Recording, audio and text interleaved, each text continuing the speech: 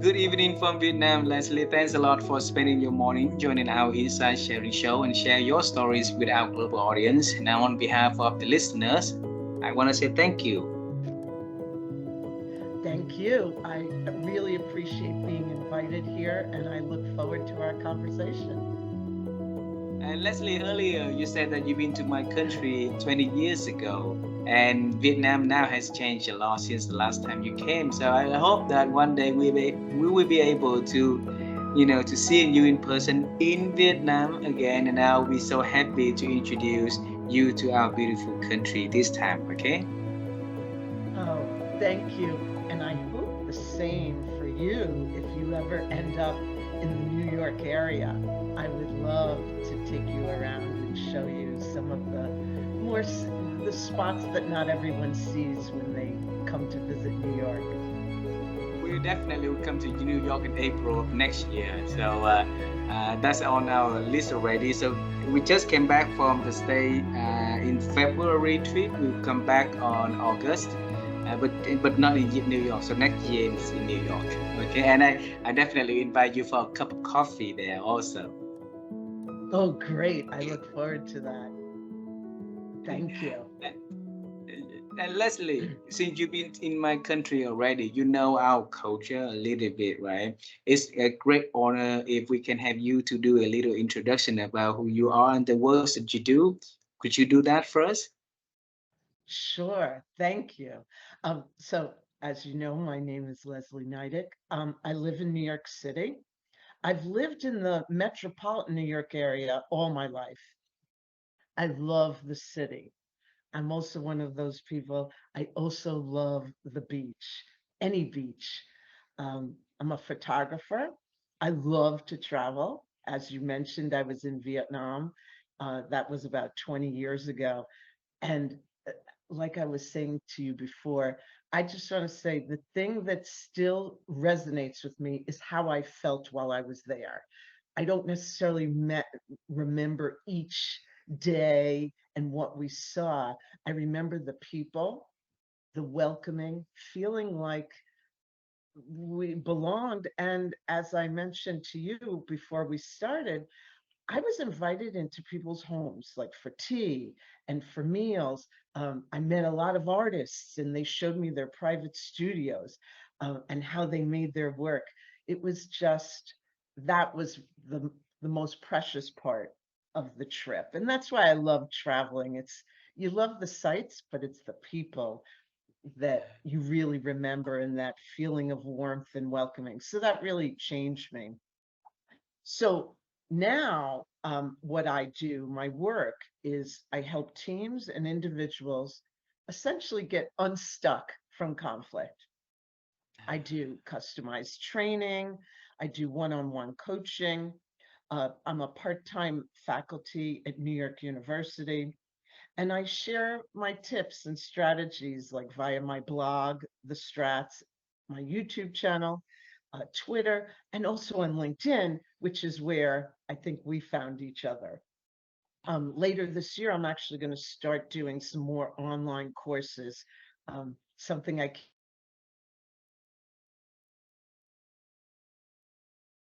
the summary of like where I'm at and who I am. Wow, wow. Leslie, we want to know more about you, and this program is designed for us to understand the journey that taking you to what you are doing today. So let's travel time together and let's examine that journey together. Is that okay with you? Yes, yes. Alrighty. Alrighty. So when I was young, really, really young, I wanted to become an astronaut. All right. And traveling to space seems so cool to me, but life didn't give me any chance to do that. So I want to know when you was young, what was your dream about your future though? It's interesting you say you wanted to be an astronaut. I didn't have specific like professions or things like that. It was more about things that I like doing, uh, activities or challenges. I remember I loved math. I loved problem solving. Um, and that part has a little bit of a story. I always remember, like, when we were doing algebra and geometry and all of that, trigonometry, there was always students in the class saying to the teacher, why do we have to learn this? You know, this will have nothing to do with my life in the future. And I'd look at them going, this has everything to do with our life in the future. And I was young, but the teacher would say the same thing. Like, it's not necessarily that you're going to use trigonometry in your future professions, but it's the logic, it's the problem solving, it's all of that that I learned of how to even put things together. We don't have to remember the formulas, but I remember that kind of thinking that has to go on to figure things out. And I just love that. And that I slightly mentioned, I also loved putting things together, taking them apart. And I never wanted to read the directions. I just loved figuring out how it all works. Uh, but I also had, a creative side, art, painting, drawing, crafts. Some sports, I was nothing near being an athlete, but I loved activities, whether it was uh, ice skating, I loved tennis, then walking, which continues to be a big part of my life. And there was another, I guess, more businessy side to me. As a young kid, I was very entrepreneurial. I didn't know it was called being an entrepreneur. I was always, along with a sibling of mine, we were always creating businesses. Uh, Everything from, some were typical in that era of, I had a babysitting business. I wasn't just the babysitter. I had like friends that I pulled in and I would get them babysitting jobs. I had a recycling venture because we found out that they'd pay you if you brought the newspapers to this recycling place. So we started collecting all the newspapers in the entire neighborhood. Of course, we had not planned how to get them to the recycling center, and I did need to ask my parents to assist us with that. I had a swimming lesson business. Swimming was a big part of my life, tutoring. So that was always part of it. I did, but not with the thought like, oh, I want to be, a swimmer for the rest of my life. Oh, I want to be a tutor. It was more that I just kept on doing and exploring things, probably encouraged by my parents, who were both educators. Just let them explore whatever they want. Um, I also loved, I was very shy and introverted, but part of that allowed me to do something very interesting. I loved observing people, realizing that they communicated so much more than like with their words, that there was body language that meant something, and it was usually individualized for each person. I just loved observing that and listening. So when they would say, oh, you're not talking, and I'm thinking, but I'm listening. As we know, that's a big thing that people talk about now, because most people don't know how to intentionally listen, and we'll probably get into that later. So it was a big mix of things, especially, when I was little, and I loved just exploring. Wow, wow. So the little girl, Leslie, who was shy, introverted, and then do everything as business entrepreneur to like problem solving with numbers, right? And now you're doing the problem solving with people and their conflicts, and having them to solve their interpersonal problems, right? Tell us how that journey from there to what you are doing now, how that journey all started. Well, one thing, just even reflecting on it, I always think it's interesting that I can make it sound like it was a straight line. It obviously wasn't, because I couldn't have imagined that this is what I would be doing now, because I didn't really think that far ahead. It was more about finding things I liked. So even when I went to college, I went to Cornell University up in Ithaca, New York. So it was still in New York, but in a much more rural area. It was the picture of what I imagined college to be. It's this amazing campus, amazing landscape. I still didn't know what I wanted to do. I, I didn't quite feel the pressure either. that maybe someone of 18 feels today. I did not, whether it was my family or myself, I didn't have that pressure on myself. So I made sure I was in a part of the university where I could do the art, I could do the math, all those, I wanted to still explore all those different kind of courses, which you couldn't always do if you picked a very specific, if I went to the engineering school, I might not be able to take the art classes. So I was in the perfect college for doing that. And what happened is, excuse me. So I ended up finding this major that really mixed everything together for me. It was facility planning and management. There was design involved. There was managing real estate. I didn't even mention my love of real estate. Um, Um, I think I was born with that. It was in my DNA. And it was a mix of business management and all of that mixed together pretty much like touched on all those points that I was mentioning of what I enjoyed as a child. So that's what my career was at the start.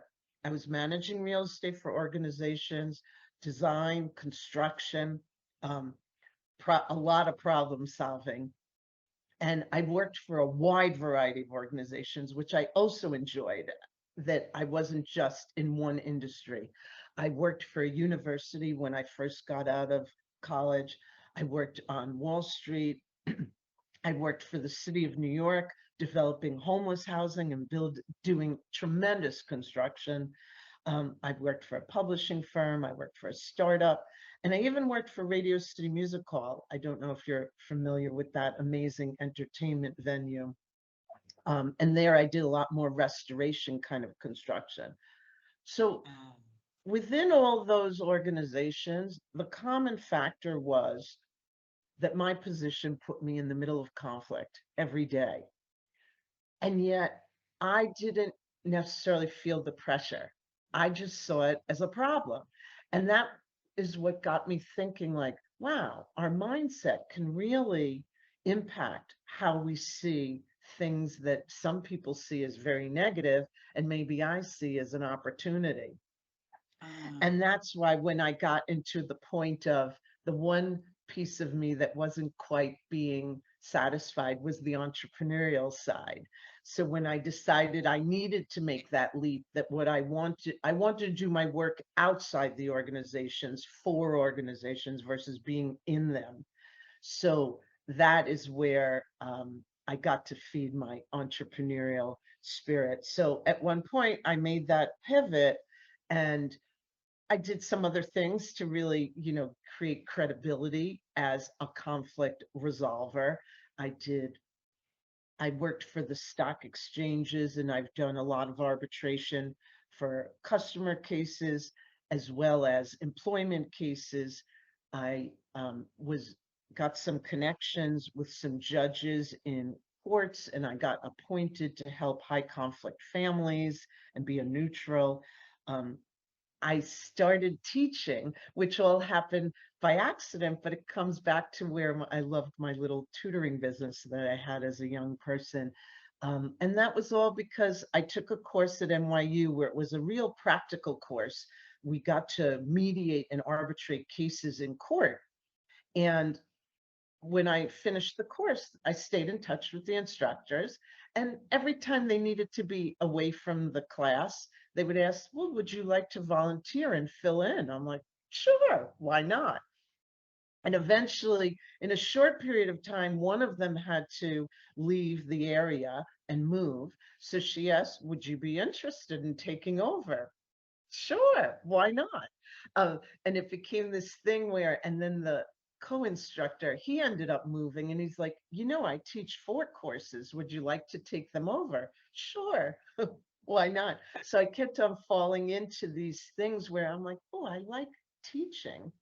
And then that evolved to I want to marry both, like that I worked in organizations and now I've really worked on my skills as a conflict resolver.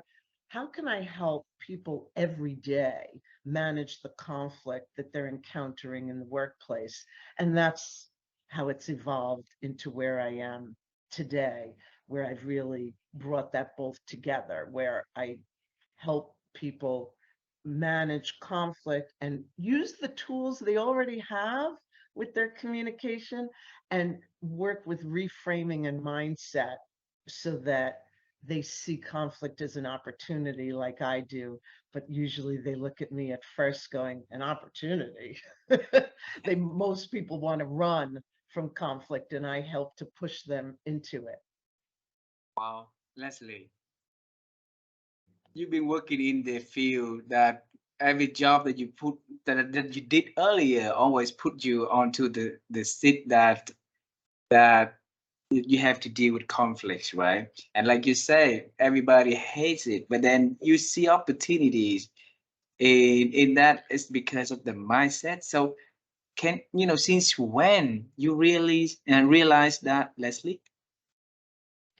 Um, it's a progression. It's Ah, watching I mean, it was times where facilitating other people to resolve their conflicts and empowering them as a mediator and seeing that when I help them hear each other better, suddenly they would look at each other and go, "Oh, I didn't know that's what you were thinking." And the other one will say, "Well, why not? That's what I kept on saying." And that's where I really hone my skills on communication by watching what others do where they don't hear each other. I figured out what the right things to do were. And it's specifically, that's probably one of the biggest sources of conflict, that when we communicate, we're also miscommunicating. And the reason is because we interpret words, phrases, and things differently. We have different experiences. And how can we connect that more? And a lot of it has to do with listening, which many people say, well, I know how to listen. Of course, I know how to listen. And I'm like, yes, passively you're listening, but do you know how to actively listen? And that, and they're like, yeah, yeah.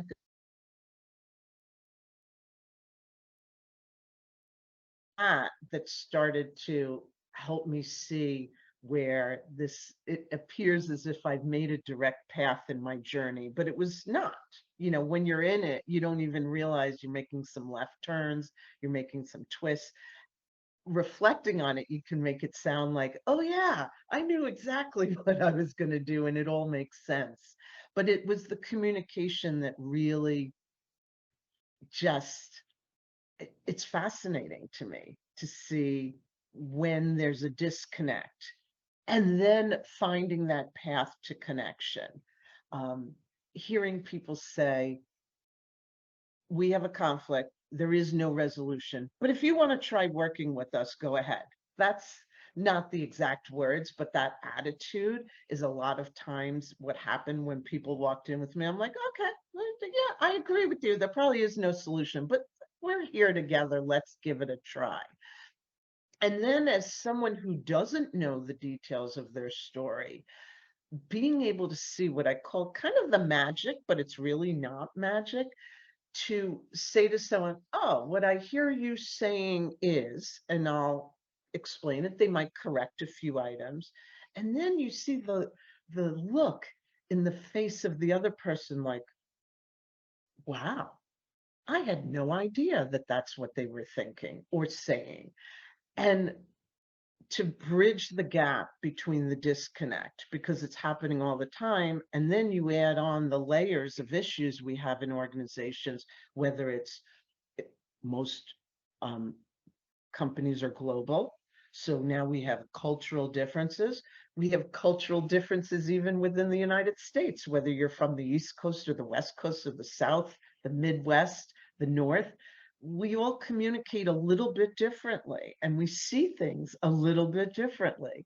And finding that connection between people and becoming much more self-aware and aware of others just fascinates me. Leslie, imagine, like your job, you deal with companies that are operating globally. You work with a lot of senior leaders and help them to resolve conflicts with, within their teams or within the management teams, right? So they are the people equipped with a lot of training, equipped with a lot of, you know, like developments from their organization or through self development, right? So why didn't they realize the differences at the beginning, and that made them to get into conflict so deep in their working life, though? I can tell you that most people have not had the training that I know we need for conflict and communication. We learn how to write, we may learn how to speak, we may be told, taught how to problem solve, but there's other layers to it where just speaking is not enough. That's not necessarily communication. Communication is when it's bi-directional. And we're very accustomed to saying, I'll just give an example. I'll simplify it a little bit. So a manager would say to me, they didn't deliver what I want. Okay. Well, what's been the communication? Well, they know what I want. I've wanted it before, so they should know what I want. I'm like, oh, okay. Well, how could you communicate that? What are you looking for? And then they'll just look at me and go, oh, so maybe I should actually say it out loud. Yes, like that voice in our heads and the assumptions prevent people from doing actual communication. It takes time. I think that's why it's so challenging within the workplace because time is short. We don't have enough of it. Communication takes time. So which do you choose? You just forge ahead, like, let's work on it, let's solve it. And all the communication that should have gone on along the line or even before we started doesn't happen. So I'll just say simply state your expectations. I'm like, well, I think I did. Did you? And most times they didn't. And we're not used to it because they'll be like, so I really have to say it out loud. But once they do it, they're like, oh, wow. And then you have to check in. It's not one way. It's not just like, this is what I want and this is when I need it. There's a back and forth like, hey, do you need, what's going to happen? What's the process here? When should we check in with each other? How can I support you? All of these things have to happen, and we're not doing that intentionally. We're much more, oh, I'm just trying to show, we're texting it on our phone. Hey, I need this report done. Finish that project. That's not necessarily stating expectations. That's just saying a deliverable, but what about all the in between? And we're not used to having those conversations.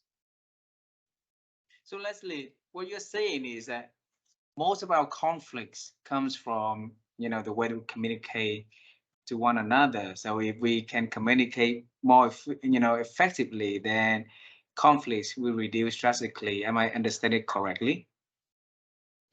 That's a big part of it. I would Yeah. say a second big part of it is our hesitance to accept differences. Ah. That if you and I start a meeting and whatever the topic is, we go, oh, what do you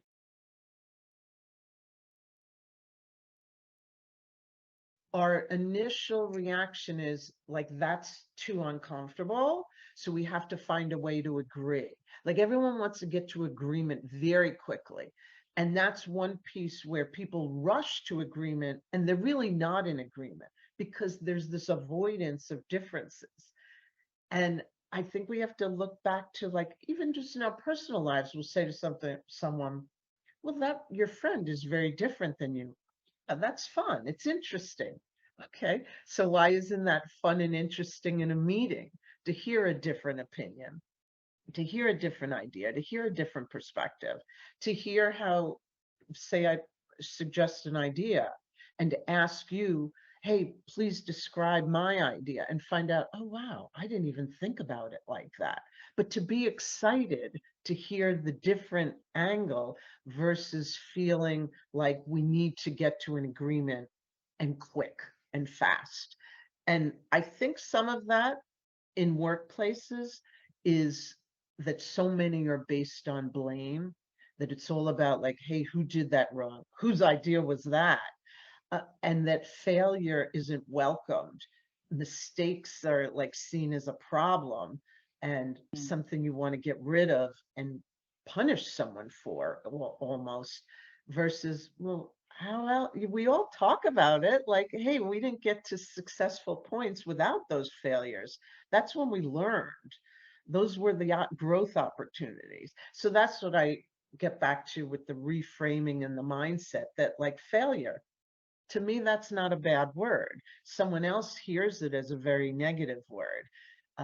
It goes back to the word like disruption. Someone who disrupts an industry, apparently that's a very good thing.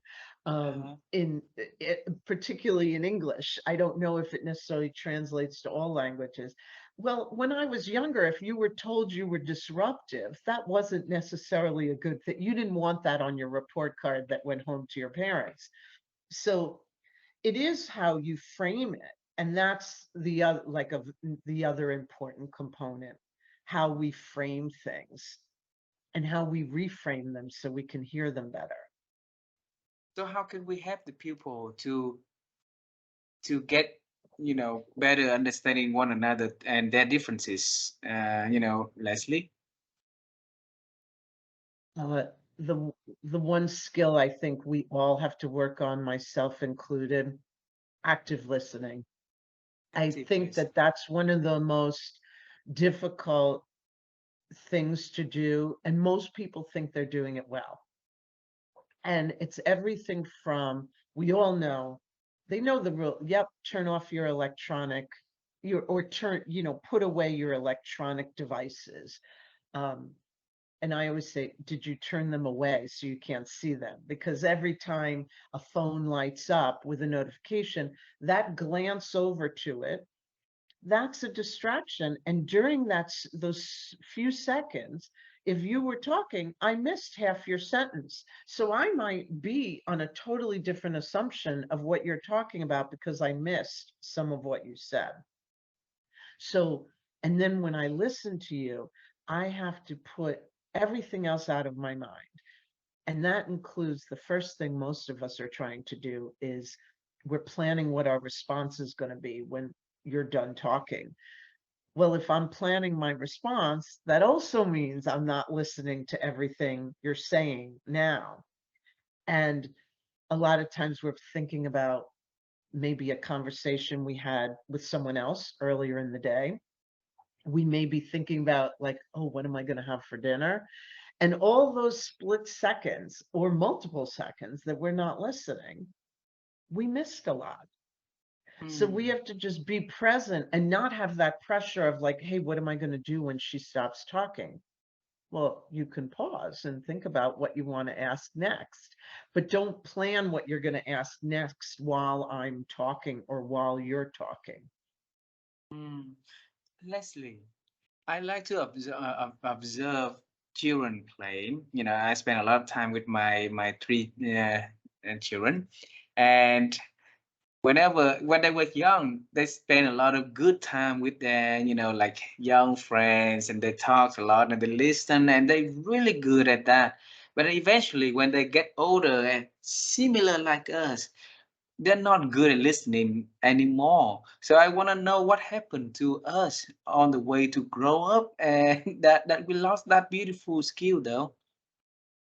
Well, there's a lot of us who try to remind everyone, like, let's get back to our kindergarten skills, because Yeah. what we learned in kindergarten, all those things like, share your things, listen to your friends, play together, have fun, laugh together.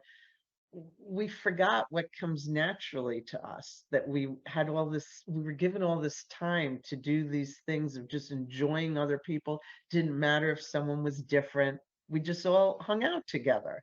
So I think a little bit of it is just reminding ourselves of that beauty.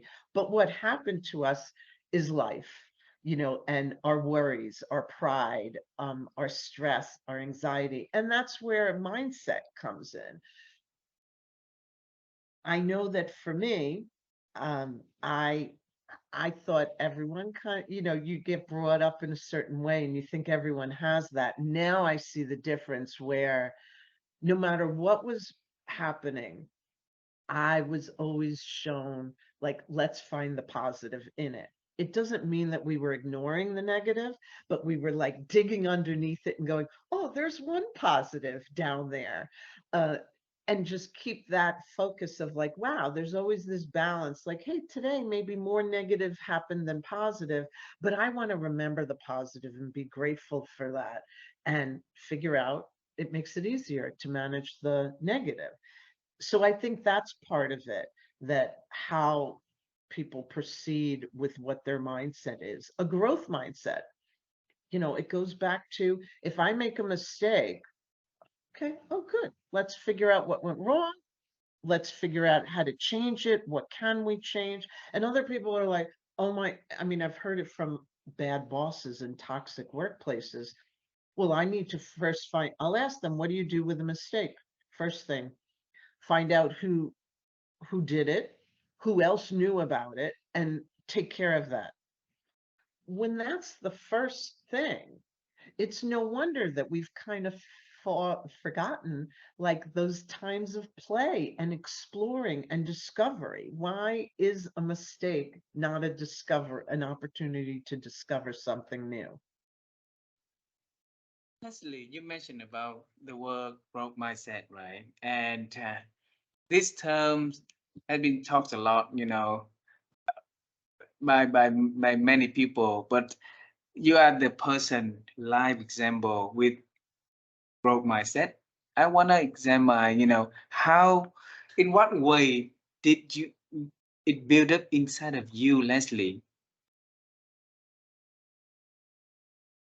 If let me put it in Yeah, context. For example, like you've been in the work that you have to deal with conflicts a lot earlier, and then through your career, right? And then where everybody saw it as problem, you saw it as an opportunity. That's a prime example of growth mindset. So I want to go back into your life and to try to figure sure. out a aha moment that made you realize that, okay, this is how you grow the growth mindset inside of yourself. So whoever listen to this conversation, they be able to reflect and make changes so that they can, start building growth mindset for themselves. I think part of it was being curious. Uh, and I could say that I was lucky to learn that early in my career, where all of a sudden I was managing construction. You know what? That's when you realize, like, oh, what I learned in theory is not what's going to happen in the real world. And oh my God, how am I going to manage this? I don't even know what we're doing. So I remember the contractor coming up to me and go, all right, I need a decision. Okay, what are we deciding? And he was talking about some electrical panel. Do you want the 60 circuit panel or do you want the like 200 circuit panel? I just must have looked like, what? He goes, okay, let's go in that room over there for a minute. He goes, I'm not the only one. I don't want you to think I'm biasing you because obviously 120 circuit panel, the bigger one, costs more. So I'm going to tell you some other people to go and talk to after me. But I'm going to let you know how I came to this decision to offer this to you because I saw an issue. I'm like, oh, okay. So, he explained everything with capacity, looking forward. He goes, I can tell that your company likes to think forward, you're growing, and this is why I'm making this suggestion. But don't just listen to me because I'm the one who's going to make extra money. And got me to go, like, kind of forced me because you have to go meet with, these two other people. That kind of idea was like, oh, wow. I didn't have to know everything. I needed to know who to go and ask, where to collect the information.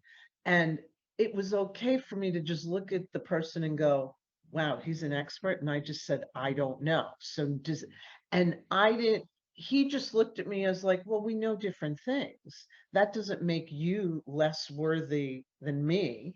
We just are experts in different things. But Leslie, you're going to become, as a project manager, you're going to become the expert in knowing who to bring together and who to ask. So that was part of a lot of situations like that would occur. I do remember one woman who I was mentoring uh, to become, to get promoted. And after a meeting where I didn't think of it as anything big, but it was a whole bunch of people, the room, probably now I reflect back on it, like 30 different vendors and contractors in the room. And we were going over the status of a project. We leave the meeting and she's like, I'm never going to be able to do this. Hold on, you are, but I know me saying that's not going to happen. Let's talk about like what, was uncomfortable. She's like, I'm never going to know everything you know. I go, what in the world do I know? What do I know? She's like, oh, you knew how to answer this, this, and this. Oh, no, you thought that's what I was doing. Did you hear my questions? I knew nothing. I had to collect all the information and then I was able to make a decision of what would be the best choice.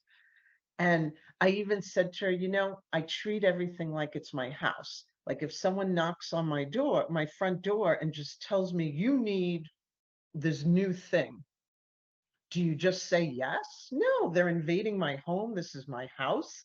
I've been fine. I need to find out what that is. Maybe it will improve my life. I said, treat work like that. Like if someone's kind of knocking on your door saying you have to make a decision, collect the information you need to make a decision. I didn't see it as a problem. I just saw it as like, all right, I don't know stuff, and it's okay to say I don't know if I go out and learn it. Like, wow, I don't know the answer right now. I'm going to go find out.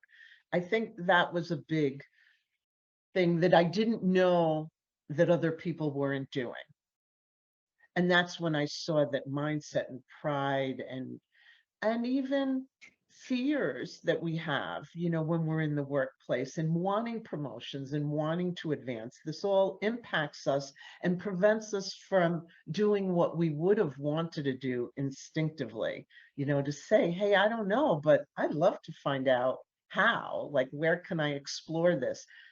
That's not welcomed in many work environments. I was in a lot of those more toxic work environments where you don't feel comfortable speaking up.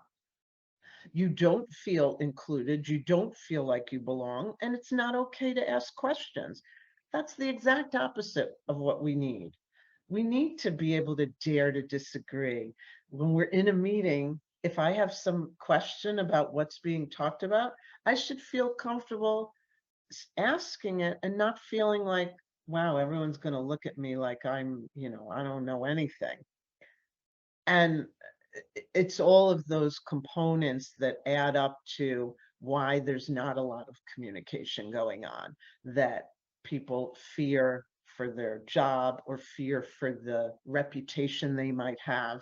And being imperfect isn't, they'll say imperfect is in, I can't be perfect.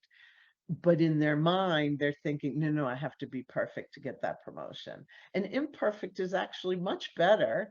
And there is nothing that's perfect. That's what makes us all kind of fit together nicely. We all are, have little perfections and a lot of imperfections, and we fit together like a puzzle. Leslie, I'm a bit, um, how do I say,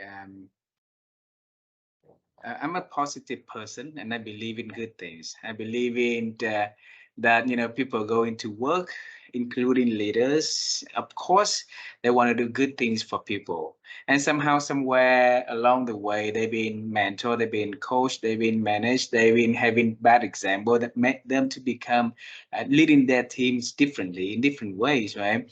And but deep down inside of them, they want to leave legacies. They want to do something great for their teams. So how can they make change so that they can help to create an environment that less conflict, or even if there's conflict, they be able to solve it and promote a positive way to handle conflict within the organizations. No. I think one way to start is accepting that conflict is okay, Mm. that we need conflict. It depends on how you treat it. If everything that is a differing opinion is conflict, then what do you want? Everyone to think the same? Uh, I think it goes back to hiring as well. I know that candidate, they try to find out like, oh, do they think like me? Will they do things in the same kind of process? Is this how they're used to working? Well, wouldn't it be better if I had someone who thinks differently than me? Um, I saw there's a wonderful video called Dare to Disagree, a TED Talk by Margaret Heffernan, and it is called Dare to Disagree. And she talks all about this scientist who actually made sure that the right-hand person that was assisting her thought completely different than her, that was constantly challenging her, that was constantly pushing her. And what that did for her is that when she also had to examine and explore what she was doing, then she knew that they were on the right path because she was challenged. The challenge is often seen as conflict in an organization. And that's where, it's like you're supposed to say yes, like to everything. And I mean, yes, agree. And I think a lot of it, you mentioned like people are trained, mentored, coached. I think that a lot of what has happened with people who have risen to high levels is they weren't. They were promoted because they were doing a great job at what they were doing. Did they get leadership training? Probably not. Did they get management training? Did they get even a leadership coach? Then they assume like, well, I got promoted, I'm now a leader. No, a lot of times I think of it as you're a boss. And unfortunately, a lot of times they're a bad boss because they just repeat what other people did to them. They manage in the same way that they were managed, and they never come out of it. And that goes to like how to get yourself out of that cycle is first a lot of self-awareness and figuring out, hey, I must have some weaknesses. So what do I need to work on? And I can't just do it by myself all the time. Like, what are my resources? Is it a training course? Is it reading a particular book that'll give me ideas that I hadn't thought about? Is it asking colleagues to ask me the hard questions so that I can look at myself and go, oh, okay. I know for me, I didn't always know when I'm teaching how to get great feedback. You do. Whether I've done teaching or training, there's always been those surveys afterwards, where people check off and they do some ratings. But I mean the real, from a colleague. And I've been lucky enough to have some colleagues observe me. And especially when I started doing some teaching online, when the pandemic started, I was like, oh my God, how am I going to translate my energy like onto Zoom? I'm not like quite accustomed to this. And luckily I had a colleague who observed me, and she was just, we had the real feedback. It wasn't just like, oh yes, Leslie, you were great. No, no, I want to know what parts worked, what parts maybe didn't work so well. The best part was she told me about something I did so well, and I looked at her and I go, you do know that that was a tech problem. She thought I deliberately had my camera go dark because I was talking about body language. And she's like, oh, that was a fantastic exercise. The students really understood it. And I said, no, my computer really went dark. I couldn't see anything. She's like, oh my God. And what was great, I looked at her and I go, thank you. She goes, for what? I said, you just gave me like this amazing feeling about we all have tech problems. So just go with it, and it works. And I said, and obviously it worked. I just went with it and used it. So, but that's what it is, real feedback, not asking your team, how am I doing? Oh, you're doing great, boss. No, real feedback. And we're not accustomed to that in the workplace. You know, back to, I think learning and development has been lacking because people get promoted without it and people don't get it to even maintain where they're working. The other part is when we give feedback, and it's usually a very formal program once a year, like an annual performance review. Those reviews, those should be recaps of what we've been talking about and conversing and communicating about all year. Unfortunately, they're typically surprises that you get your review, whether it's good, bad, or in between, it's a surprise. You've never had that conversation with your manager. And that gets perpetuated where we just don't talk about it. So the leaders aren't getting feedback from their team. Hey, people aren't accustomed to going to their manager and saying, you know, that meeting we had yesterday, that was fantastic how you asked some of those questions. There was one thing I wish we would have had time to do. What, but if I ask them, most people won't go to their manager and say that because that's well, I can't go and criticize my man. Well, is it criticism or is it like, you know, the give and take? So the real give and take conversations, if we did it all year, maybe we'd get a little more accustomed to it rather than waiting for human resources to say, oh, those, we need those reviews, they're due by, you know, whatever, December 15th at 5 p.m. So guess what happens at 9 a.m. on December, whatever date it is? Everyone starts doing the 35 reviews they have to do. So I think that's a big, you know, big part of it. Awareness, self-awareness, and genuine feedback back and forth between managers, colleagues, teams. We don't do it. We just like applauding the wins, but we don't Um, talk about like the areas of improvement. Leslie, there's a lot of things working out there, is checking the box, like you say, and then having that, the actual, the real feedbacks that people doing with it, the hearts to spend really good time to think and make change. Those are really, really rare out there. So, and then the whole disruption, the whole transform needs to take place with a lot of effort. So where do you see them happening in the future, though? Uh, I think it will happen. I think one thing that certainly in the United States has been kind of taking the front and center is the issue of where people are going to work, whether they're going to continue working from home, whether they're going to work in a hybrid schedule, or whether they're being directed to come back to the office. So that has taken such prevalence, you know, and so much time and energy in people's minds. I think until that's resolved, it's hard to talk about like, hey, how are we going to work better together? What can we do to help each other grow? Not just as individuals, how to grow. If I grow and we all grow, the company's going to grow. And it's getting back to the people, and it's people first. And I think the people matter. And right now, there's just a lot of, at least here in the United States, still a lot of directives coming out and mandates. This is how we're going to do the schedule. This is what's going to happen. And that is creating the discourse where there's honestly, there's a lot of talking at each other and not with each other.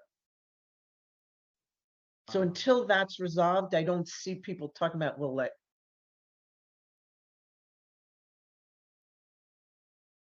that when they're so focused on where am I working? What is my, where can I find a company that's not just going to dish out a mandate, that they're going to help me grow and give me the tools to grow so that they can grow. So where do you see it's gonna come? Whether, we will go back, or like working in the office and hybrid or remote completely. What did you see, Leslie? I think it's going to be hybrid in many companies. Uh, but the one thing for me that's just makes me giggle a little bit about this whole thing, I worked hybrid most of my career.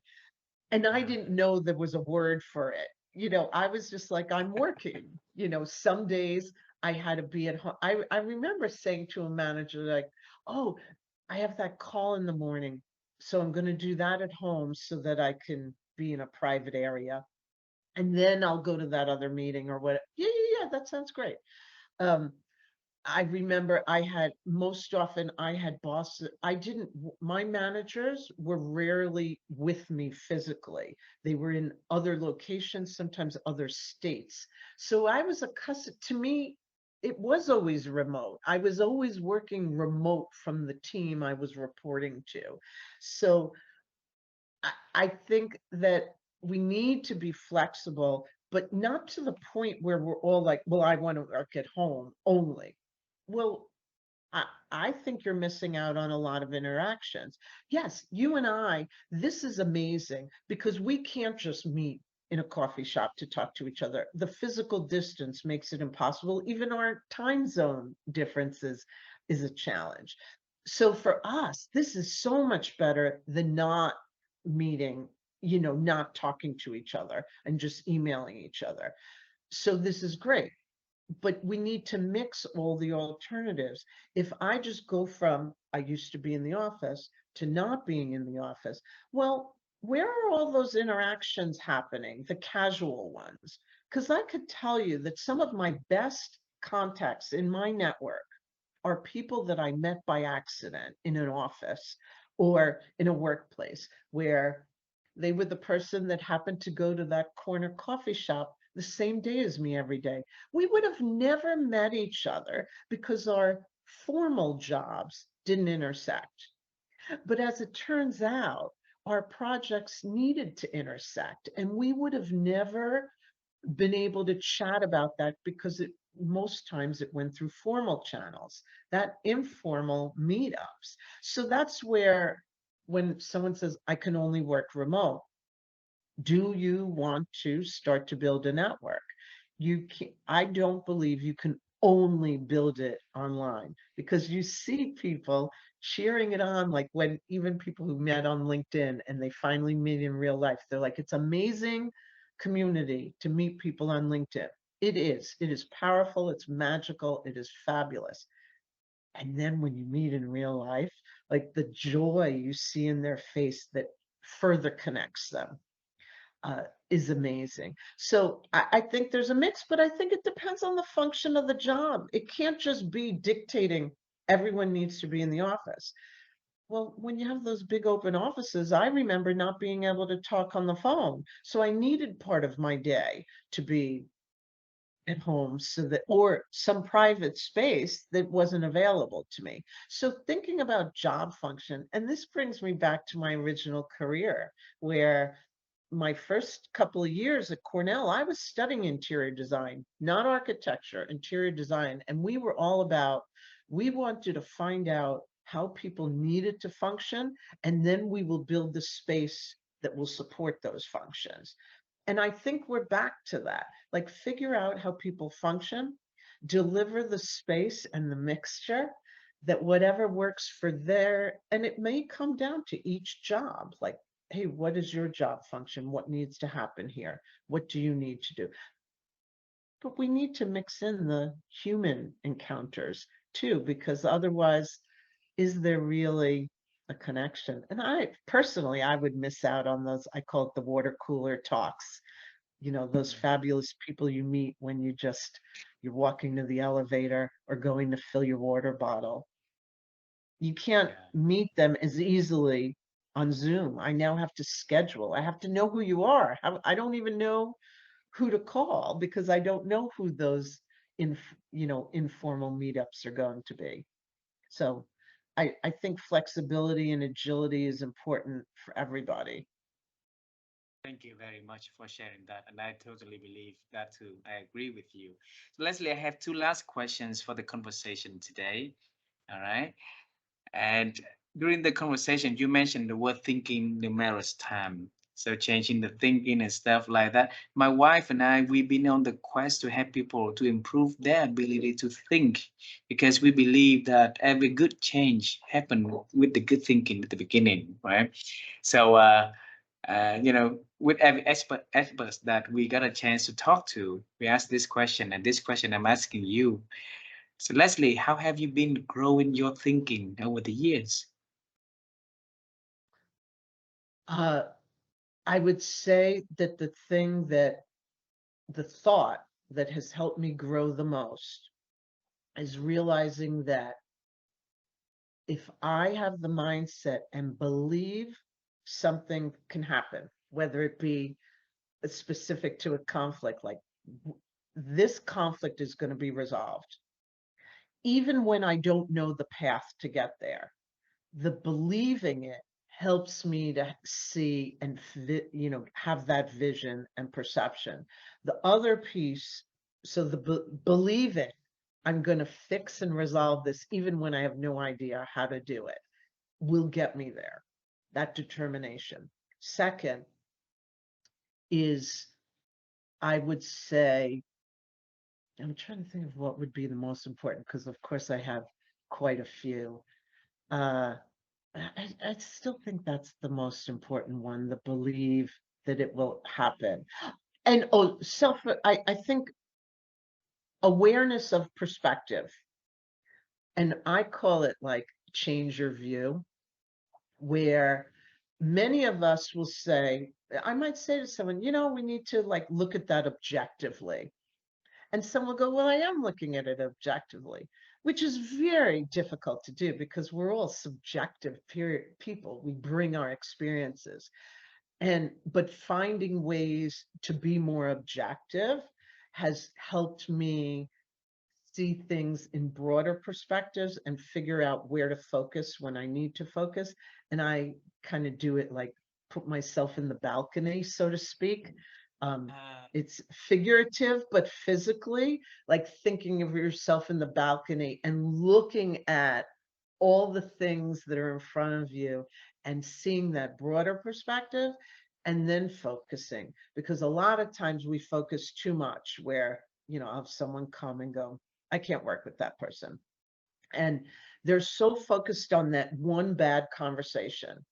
And then I'll just say, well, you've been working with them for 25 years, broadening. So let's talk about, what has gone well and what changed. So it's that broadening and the broad perspective and the focus and figuring out how to balance that and use both are key. Beautiful. So believing that you can, find the solutions and then try to be aware of your perspective and change your view, right? So that is the techniques that you are applying, so that helping you to grow your thinking ability over the years. I know that more, then we can get back to that at a later time. So the last question, Leslie, we've been traveling to the past to know what was your dream when we were young, right? We figured out the journey that took you to what you are doing now. And let's travel to the future a little bit. Is there anything exciting that Leslie is doing she want to share with us so together we can celebrate with her in advance? Well, I would tell you I'm in the middle of that right now. And it started towards the end of the pandemic where I wanted to share more about like who I am, what I know, these, bite-sized strategies that I love sharing in the blog. And I want to make that bigger, whether it's that recently I started doing YouTube videos, again, to share what I know and to give empower people to realize like it's one skill at a time that we can turn into a habit. So I think it's more along that path that it's building these online courses so I can um, engage with more people. to get the word out, because like you know that I don't, it's seen as this brick wall conflict, and I kind of want to knock the bricks off the brick wall. Uh, and work smarter, not harder, of figuring that out, which is always hard. I could tell you that if I say this out loud now, I'm going to have to do it. There will definitely be a book in my future, because my goal is I want to communicate in multiple ways, because I know that we all each have our preferences of how we want to hear and absorb information. So I want to deliver the things that I've learned in all my decades of a career, and deliver it in a way that is, you want to receive it in, whether it's to see and hear me, whether it's to read it, whether it's to engage with me and actually have a conversation. I just want to kind of keep on diversifying how I share information. Wow. Leslie, and I really like the 1 minute video that you share on your LinkedIn post also. And here's the thing, I believe that we as human beings, we want to have good relationship with people. Just along the way, life has its way to make relationship go differently. So if we know how to resolve our conflict, how do we understand conflicts where it coming from, and how we individually can take place to make it better, to help to solve it, then imagine how beautiful our relationship, our communities, our work's gonna be, right? So I thank you for doing all of that amazing works. And Leslie, please write that book, please build more channels that you can share your works, your expertise, your tips and techniques to help people to change and manage conflicts better. And thanks for doing that. All right. Well, and thank you for this great opportunity to further get to know you, and to spend this hour with you and talking about things. And I love that we're connected, and I look forward to when we will meet in person. Me too, me too. I look forward to seeing you either in Vietnam or April of next year when I'm in New York City. So Leslie, have a wonderful day. Enjoy the day, and I look forward to seeing you. Thank you very much for spending your time with us.